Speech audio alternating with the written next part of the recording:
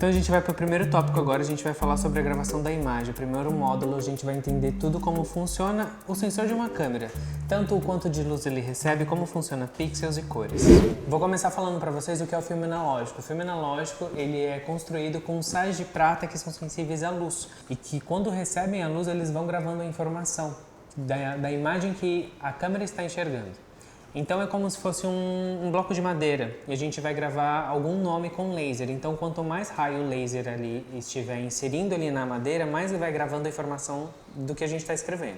Os sais de pratas eles são medidos em tamanhos, o que a gente chama de ISO, antigamente chamava de ASA. E esse ISO é o tamanho dos sais de prata que tem dentro desse filme. Então, quanto maior é o tamanho, maior é o ISO. E quanto maior é o tamanho, mais luz ele consegue captar. E é aí que a gente tem uma sensibilidade maior. Quando o ISO é menor, significa que os sais de prata são um pouquinho menores, então por isso que a gente tem menos ruído nas fotos. Quando os sais de prata são menores, o ISO é menor e a sensibilidade é menor também. Com isso a gente precisa de uma velocidade um pouco mais baixa. No digital isso é um pouquinho diferente, tá? Porque o que a gente tem de ISO é um ganho artificial da luz. Então eu sempre recomendo que a gente use o ISO da câmera digital, o nativo da câmera, que é o menor que ela entrega pra gente. A minha câmera, por exemplo, o menor é o ISO 100, mas eu consigo diminuir isso artificialmente, que é uma coisa que eu não quero. Uma coisa muito importante que vale falar para vocês sobre os pixels que dá lugar aos grãos do filme é sobre o tamanho deles. Então, por exemplo, vou até pegar duas fotos aqui. A gente tem o sensor full frame, que são as câmeras que eu uso, e tem o sensor de câmeras cropadas. A diferença de tamanho é uma boa diferença. Então, quanto maior o sensor, maior a gente consegue captar luz e a gente consegue usar um pouco menos de ISO. Isso ajuda na qualidade. Os pixels no digital dão lugar aos sais de prata do filme, que são os grãos que a gente vê na fotografia. Então, por exemplo, se a gente tem 24 megapixels num sensor full frame e a gente tem 24 megapixels num sensor cropado, no full frame ele vai funcionar melhor, porque entra mais luz pelo sensor ser maior e porque os mesmos 24 megapixels vão ser maiores também. Aí tem uma diferença que as pessoas me perguntam sobre pixels de câmera, se a gente vai para que tem mais pixels ou não. Vale ressaltar que se eu tenho duas câmeras com o mesmo sensor full frame, mas eu tenho pixels diferentes, a que tiver menos pixels, ela vai me dar uma qualidade um pouco melhor, porque como os pixels vão ser em menor quantidade, eles serão maiores e vai receber mais luz e a gente consegue ter um ISO um pouco menor. Caso contrário, se a gente tem mais pixels, eles serão menores e a gente vai precisar de um pouco mais de ISO. Graças a Deus a tecnologia melhorou e a gente consegue subir o ISO sem tanto grau.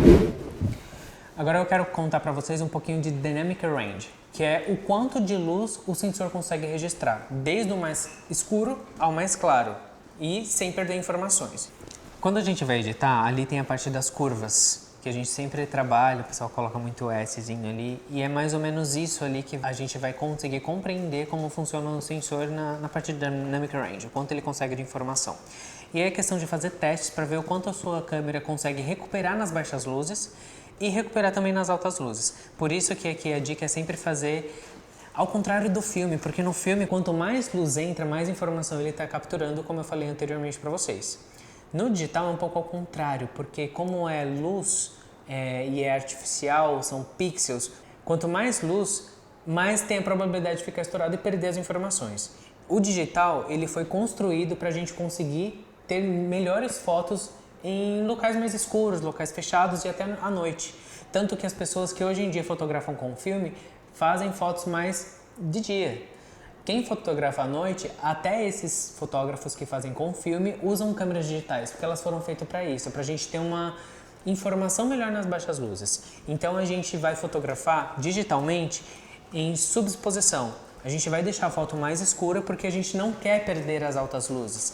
E as baixas luzes, que são as sombras, a gente consegue recuperar na edição. A gente precisa lembrar que o digital, principalmente quando a gente fotografa em RAW, ele foi feito para a gente editar. Ele é um arquivo puro, bruto, que te entrega muita informação. E aí cabe a nós ter o trabalho de editar e ter as informações do jeito que a gente precisa. Eu vou falar um pouquinho sobre as informações que a gente precisa mais para frente na aula de edição, sobre a gente estar fotografando uma pessoa, por exemplo, na praia. A gente edita a foto com base no casal, medindo a luz neles, e depois, quando a gente precisar recuperar o céu, a gente não simplesmente baixa as luzes, a gente pode usar máscaras. Isso dá um efeito muito mais tridimensional na foto. Agora a gente vai falar rapidinho de uma coisa que é bem importante na hora que você for escolher a sua câmera, que é o espaço de cor, que é medido em bits. Então a gente tem câmeras de 8 bits, 10 bits, 12 bits até 14 bits. Isso significa o poder que a câmera tem de entender as cores nos seus níveis variados. Então, por exemplo, se na minha mesa tem vários tecidos da cor vermelha, de tons diferentes, uma câmera de 8 bits vai pegar 1 ou 2 tons, então vai ter um vermelhão aqui. Se eu tenho uma câmera de 14 bits, provavelmente ela vai me mostrar todos os níveis de vermelho. Então, na minha foto, eu vou ter informação de quantos tons de vermelho tem na minha mesa. Kelvin é a medição de cor que a gente coloca na câmera para ele entender a cor que a gente quer na foto. Tem pessoas que usam balanço de branco automático. Ele funciona em determinados momentos melhor do que o Kelvin. Só que em geral, o Kelvin é muito melhor porque você dá o direcionamento para o seu sensor entender a foto por inteiro. Se você deixa no balanço de branco automático, provavelmente ele vai entender pixel por pixel e isso pode fazer uma baguncinha nas cores das fotos. Você pode fazer o teste.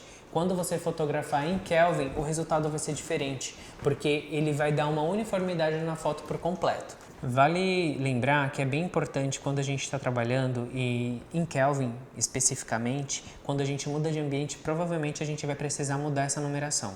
E uma dica bem importante para vocês é sempre façam essa medição de cor um pouco para baixo, deixando a foto um pouquinho mais fria do que você gostaria. Eu vou dar um exemplo meio infantil aqui, mas vai ser bem fácil de entender. Quando a gente coloca o Kelvin numa medição em que as cores ficam mais quentes e mais românticas, as cores tendem a se misturar. Então é como se fossem pessoas calorosas que gostam de abraçar e elas se misturam mais, ficam mais unidas. Quando você faz dessa forma e você tenta corrigir, deixando menos quente a fotografia, as cores tentam ficar mais pastéis e mais mescladas. Quando a gente usa o Kelvin da foto um pouquinho mais fria, as cores tendem a se separar. Então são pessoas que são mais na dela, que não gostam muito de abraço, então cada cor fica no seu lugar. E quando você recupera isso, deixando a foto mais quente na pós-produção, as cores vão ficar mais quentes, ter aquela sensação mais romântica, mas cada cor vai ficar no seu lugar, não vai ter aquela mistura de sensação. Uma dica bem importante para finalizar essa parte sobre o sensor digital, eu falei anteriormente para a gente fotometrar para baixo, para a gente ter mais informações nas altas luzes. A gente pode fazer ao contrário, principalmente quando a gente está num local fechado ou está à noite.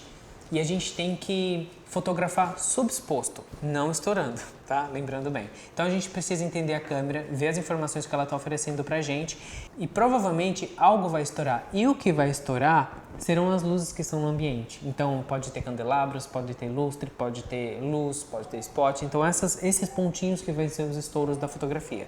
E quando a gente fotografa à noite é muito bom fazer super exposto, porque quando a gente vai editar, a gente vai trazer de volta e diminuir essa exposição, o que ajuda a diminuir o grão. Se for ao contrário, para subir a exposição na pós-produção, a gente tem a tendência de mostrar um pouco mais esses grãos, então ajuda muito.